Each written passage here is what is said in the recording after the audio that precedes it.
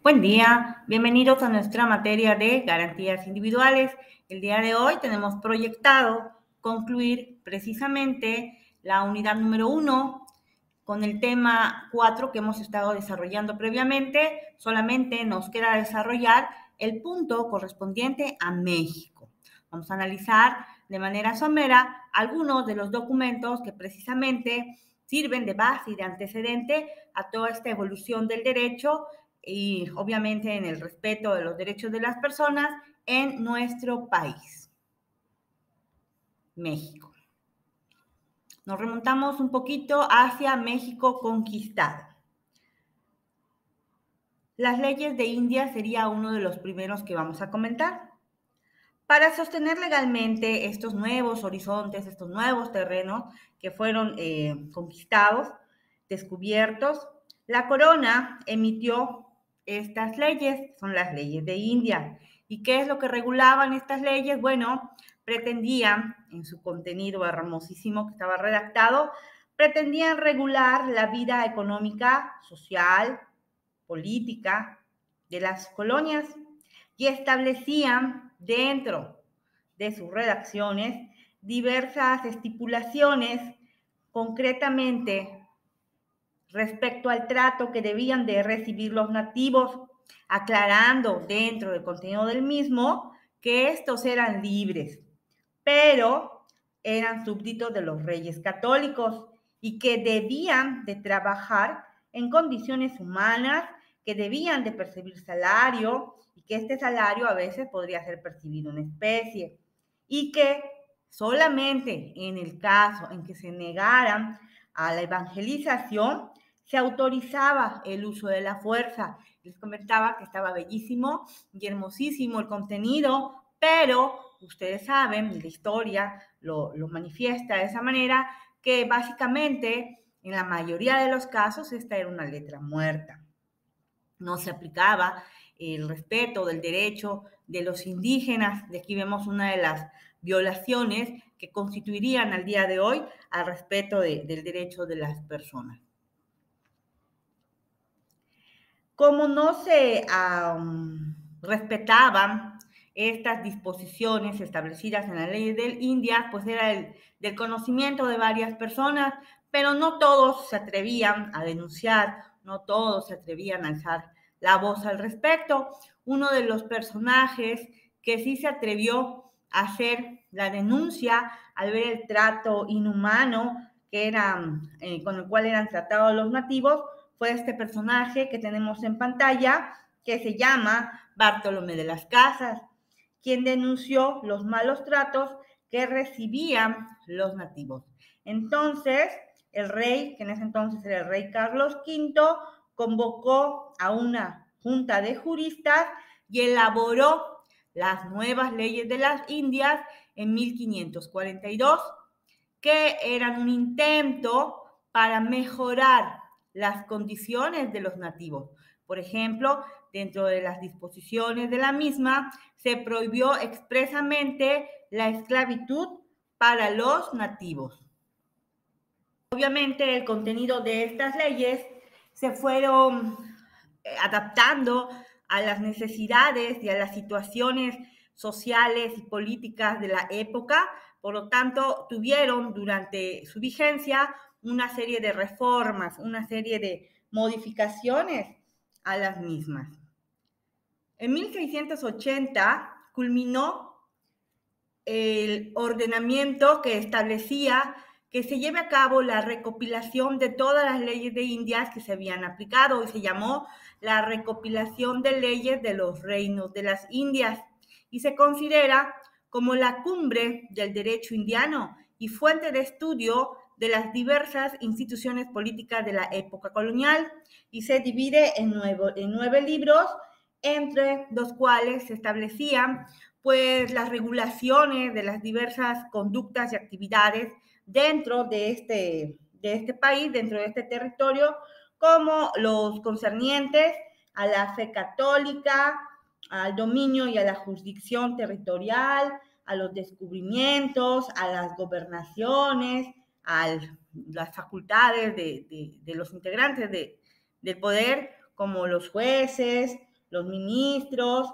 pero específicamente en el libro sexto se hablaba acerca de los derechos que se deberían de respetar de los nativos, los derechos de los indios.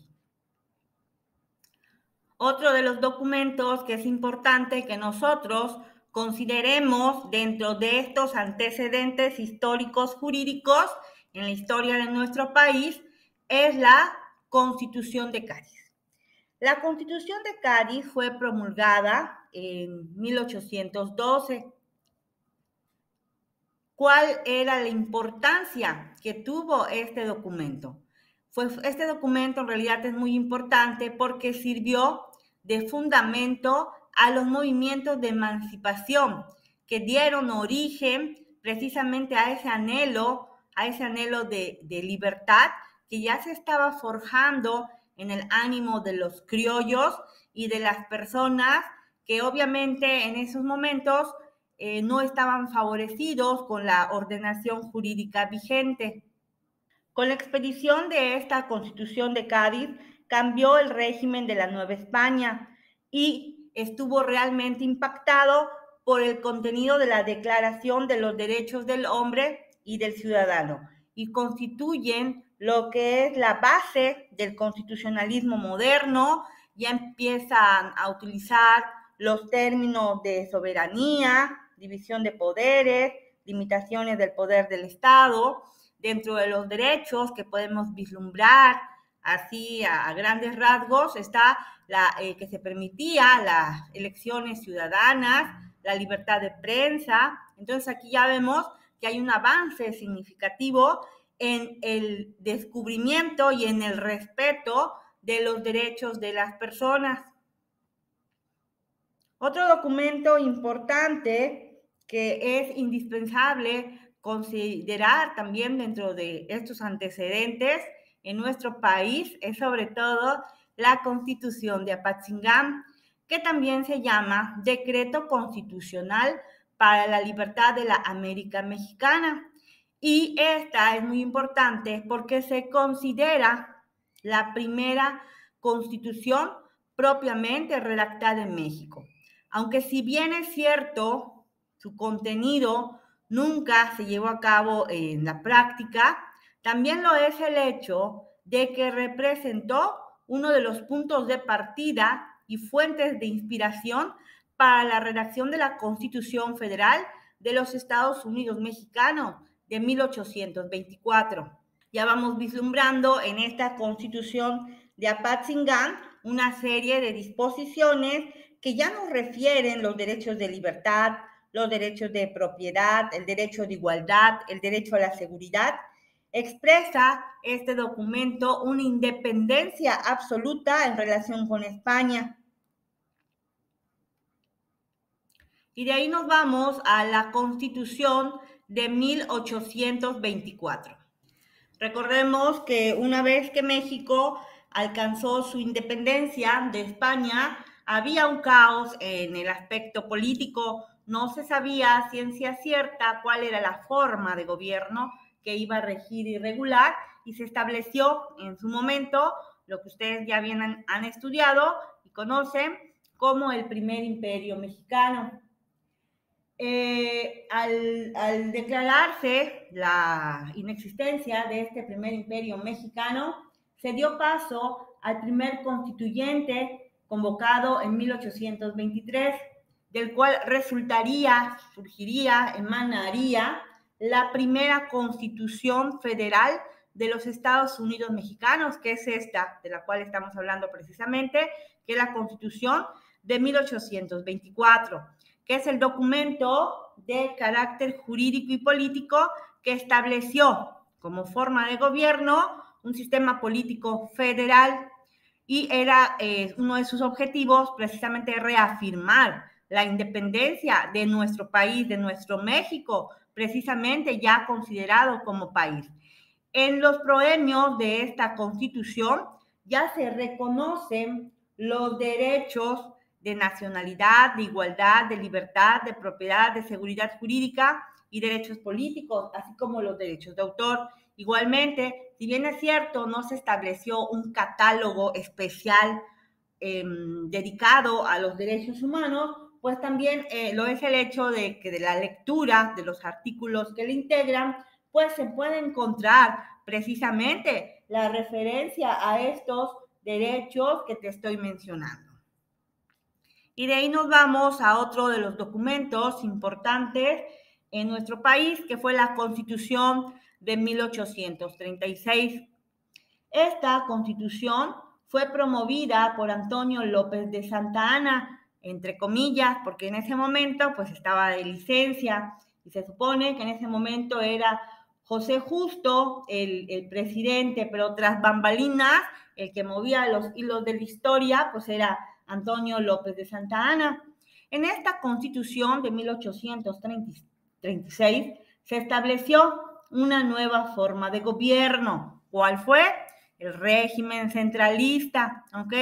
En esta forma de gobierno trajo diversas consecuencias para nuestro país. Una de ellas fue precisamente la declaración de independencia de Texas, de Tamaulipas, de Yucatán.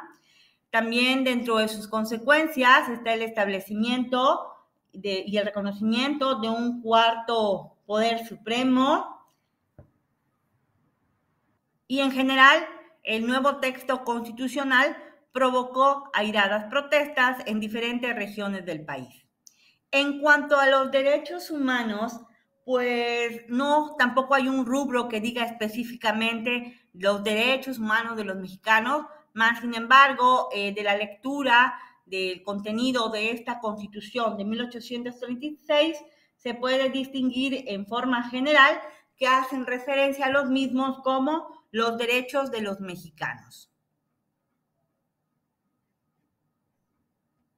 Históricamente hablando, posteriormente, cuando Antonio López de Santa Anna es derrocado por medio de la Revolución de Ayutla, surge y emana un nuevo documento, ¿no?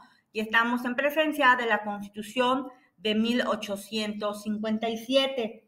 Este documento, esta Constitución, ya contenía diversas disposiciones más detalladas, más específicas en relación a los derechos de las personas. Se puede apreciar la defensa de los derechos del hombre desde la libertad de expresión hasta la prohibición de castigos corporales como la mutilación. Por ejemplo, otro de los contenidos de la misma es el reconocimiento de la Ley Iglesias de José María Iglesias, donde se establecía que ningún miembro del clero podía cobrar ni un centavo a la gente pobre por ofrecerle los servicios propios de la iglesia, como es el bautismo, el matrimonio, el entierro, las amonestaciones. La Constitución de 1857 ya incluye dentro de sus preceptos uno de los principios que hemos estudiado de la Constitución, que es el principio de la supremacía, donde se reconoce que encima de nuestra Constitución no puede haber ningún otro documento que contravenga sus disposiciones. También establece la posibilidad de reformas de la misma para resolver problemas de la nación y de esta manera vemos cómo poco a poco se va consolidando la formación del Estado mexicano como lo conocemos al día de hoy. Y es la base, esta Constitución de 1857 es la base de nuestra actual Carta Magna. Y así llegamos a la Constitución que nos rige actualmente, que fue firmada el 5 de febrero de 1917. Ustedes ya saben que fue por Venustiano Carranza. Es el resultado del desarrollo histórico del país. Recordemos que, como hemos analizado anteriormente, la Constitución que tenemos actualmente no es que haya surgido de la noche a la mañana.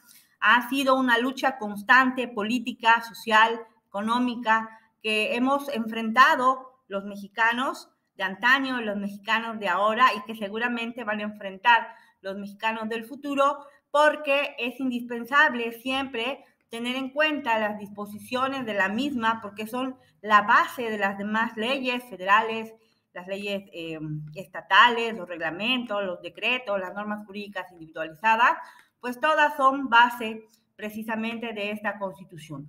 Ya habíamos analizado previamente cuáles son precisamente los diversos aspectos económicos, políticos, sociales, cuáles son las vertientes políticas, laborales y sociales que dieron origen precisamente a nuestra Constitución actual de 1917.